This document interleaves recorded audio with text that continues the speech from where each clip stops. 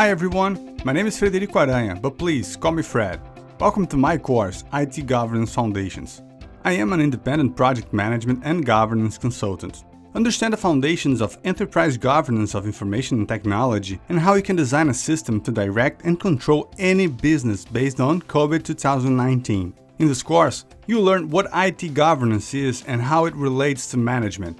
You'll also get to know up-to-date frameworks such as SIAM and VeriSM, as well as flagship management and governance certifications. This course's main objective is to connect you to governance and management. We'll travel through history together, just to come back to present day and draw a clear picture of why enterprise governance is what it is and how you can adopt it.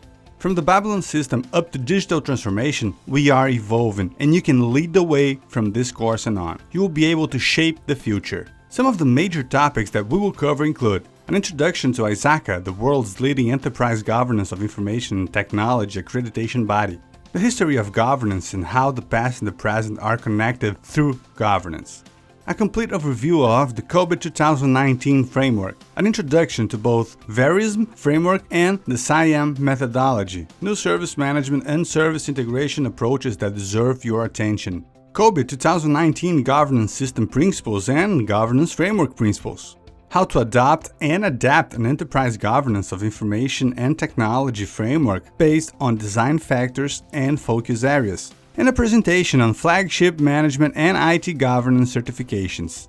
By the end of the course, you'll have a complete understanding of what is enterprise governance of information and technology management and what are the key components and elements in the COBIT 2019 framework. You'll also be able to determine your next steps into IT governance and management based on professional certifications I am going to introduce you in this course.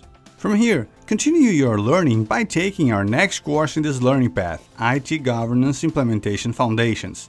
I hope you'll join me on this journey and learn with me the foundations of enterprise governance of information and technology.